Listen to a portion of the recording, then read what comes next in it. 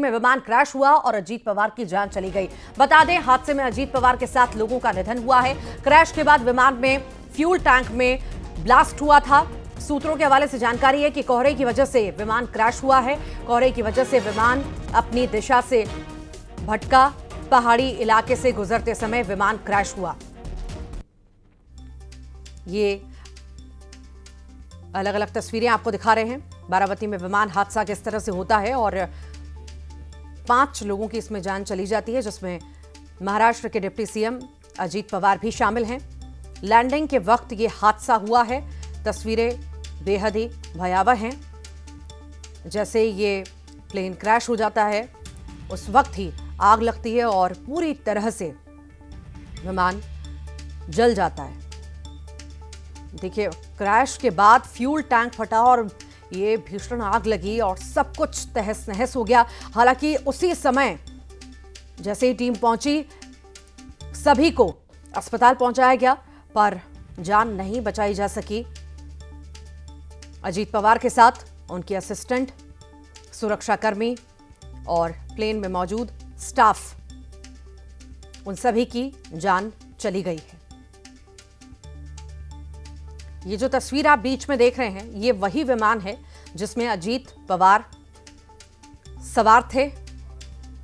और शुरुआती जो बयान आया है मौके पर पहुंचे अधिकारियों का, उनका यही कहना है कि कोहरे की वजह से ये हादसा हुआ।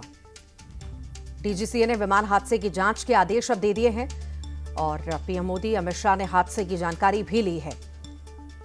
महाराष्ट्र के सीएम देवेंद्र फडणवीस से जानकारी ली है। आज बता दें, अजीत पवार सुबह 7 बजे चार्टर्ड प्लेन से बारामती गए थे। 8 सीटर विमान में अजीत पवार समेत कुल 5 लोग सवार थे। लगभग 8:45 बजे करीब बारामती के रनवे पर यह हादसा हुआ। लैंडिंग के दौरान पायलट का संतुलन बिगड़ा और संतुलन बिगड़ते ही रनवे के पास प्लेन क्रैश हो गया। प्लेन क्रैश होते ही उसमें धमाका हुआ और आग लग गई। विमान में सवार सभी 5 लोगों की मौत हो गई। फिलहाल डीजीसीए ने विमान हादसे की जांच के आदेश दे दिए हैं। विमान में सवार सभी लोगों की जान चली गई है। ये बड़ी खबर इस वक्त आपको बता रहे हैं। अजीत पवार का निधन।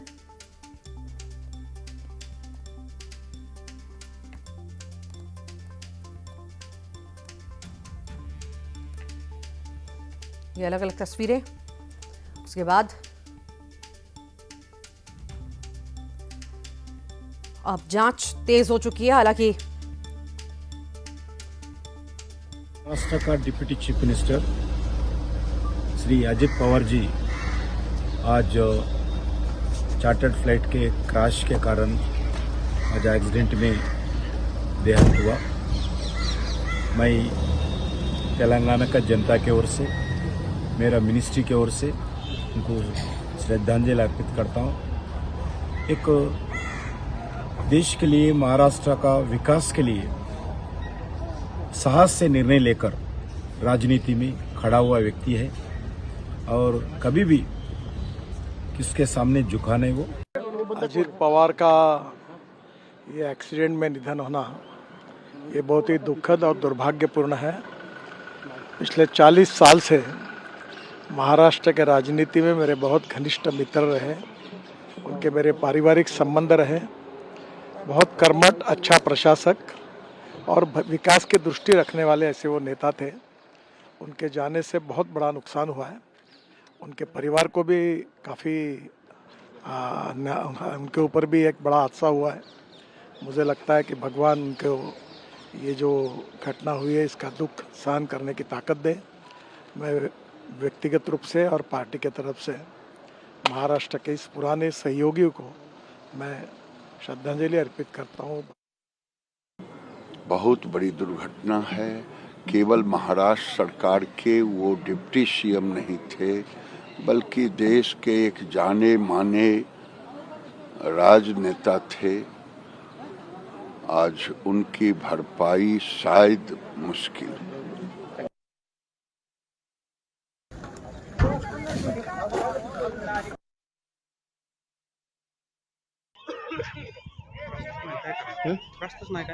इकडे ह्या साईडला एक प्रतिक्रियाएं स्पेअर ॲम्ब्युलन्स पाहिजे ना. सभी की आ रखी हैं और शोक की लहर दौड़ गई है। ये भीषण हादसा और उनका हमारे बीच से चले जाना, और महाराष्ट्र की राजनीति में तो वो बहुत अग्रणी रहे हैं, उनका योगदान बहुत है राजनीति में, तो ये वाकई बहुत दुख की बात है हम सब के लिए कि हमने एक अच्छा नेता खो दिया है। सर आपको लगता है कि जांच भी होनी चाहिए क्योंकि इतना बड़ा हादसा इतने बड़े लीडर के साथ हो गया अचानक? इट डिपेंड्स ऑन किस तरह से वो दुर्घटना हुई है। कई बार होता है कि अपने आप कोई चीज़ हो जाती है, लेकिन अब अगर हवा में उड़ते उड़ते कुछ हुआ होगा तो फिर ये भी है कि उसकी जांच भी होनी चाहिए। अगर इस तरह इट डिपेंड्स ऑन सर्कमस्टांसेस जिसमें ये हुआ है बेसिकली, तो वो अधिकारियों का मत होता है कि उसकी जांच होनी चाहिए या नहीं होनी चाहिए बेसिकली।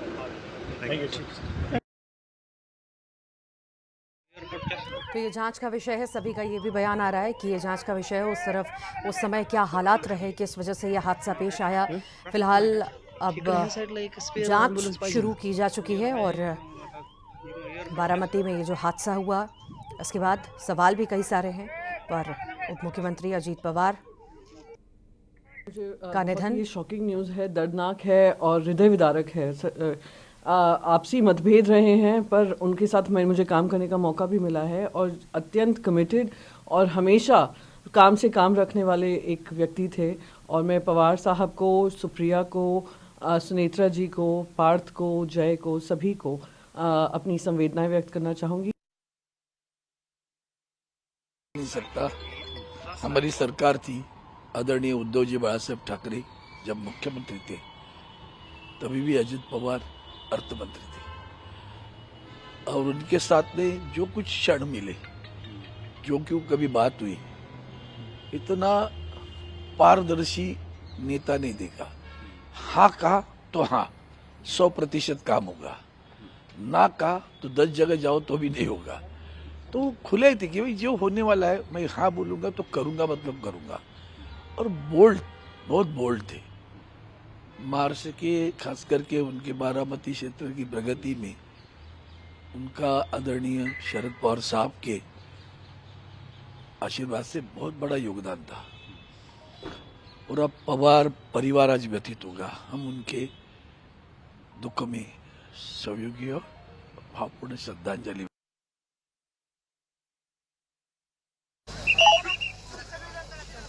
तकनीकी खराबी की आशंका जताई जा रही है। हालांकि ये भी कहा जा रहा है कि कोहरे की वजह से यह हादसा हुआ है। ये हादसे के तुरंत बाद का वीडियो भी आप देखिए, किस तरह से विमान क्रैश हुआ, उसके बाद ये भीषण आग लग गई और सब कुछ तहस नहस हो गया, सब कुछ जलकर खाक हो गया।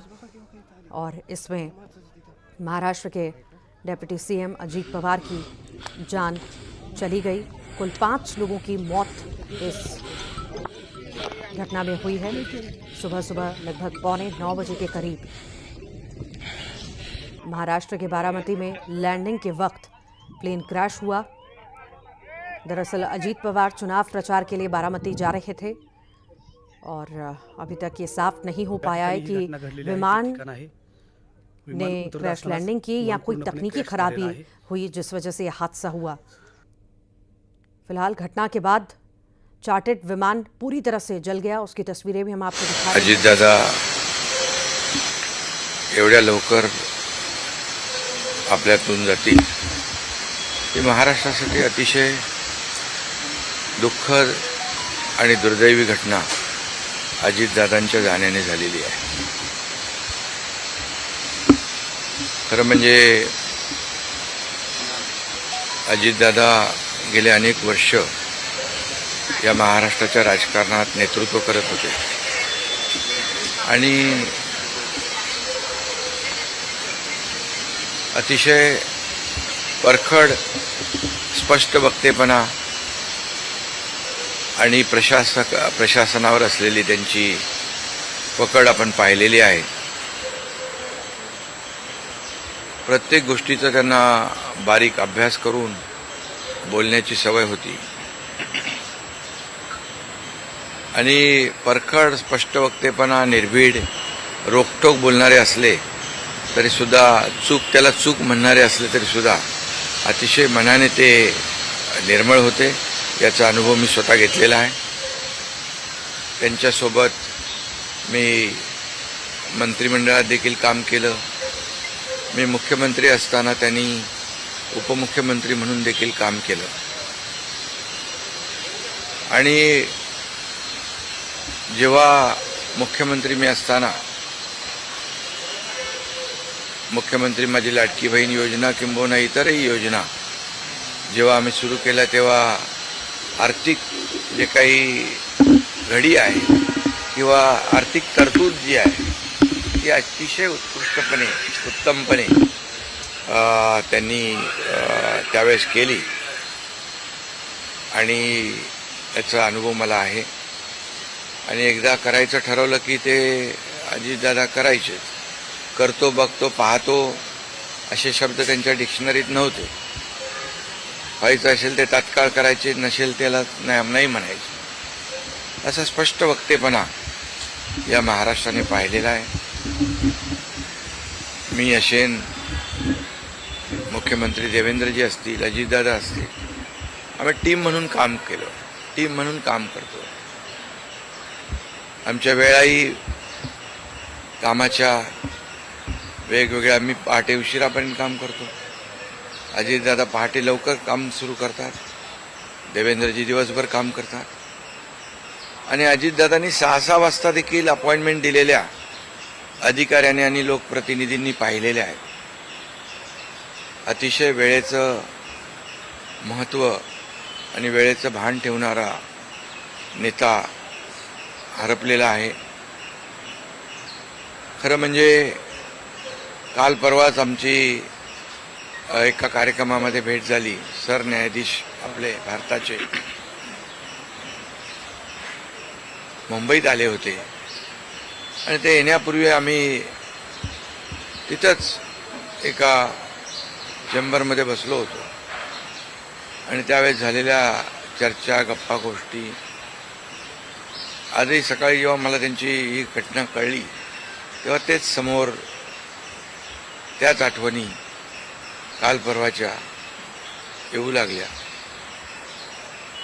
खरं म्हणजे माझ्यापेक्षा ते राजकारणात देखील अनुभवी नेते, गेल्या अनेक वर्षापासूनचा त्यांचा अनुभव, वयाने देखील माझ्यापेक्षा ते मोठे होते माझे आणि अनुभवाने देखील.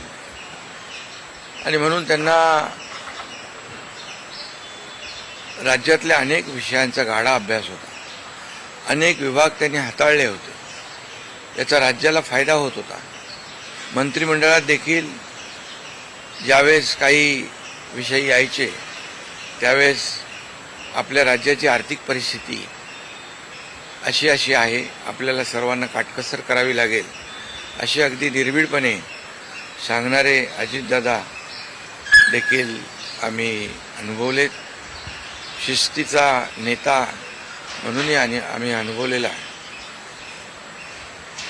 आणि त्यामुळे त्यांच्या जाण्याने फक्त पवार कुटुंबियांचंच नाही तर संपूर्ण महाराष्ट्राचं न भरून येणारं नुकसान झालेलं आहे.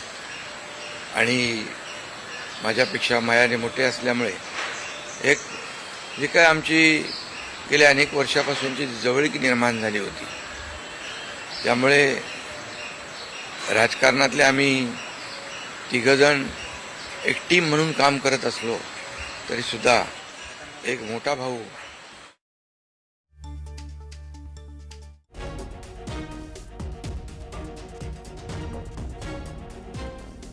अजीत पवार जननेता थे, पीएम मोदी ने कहा गरीबों के लिए काम करते थे अजीत पवार।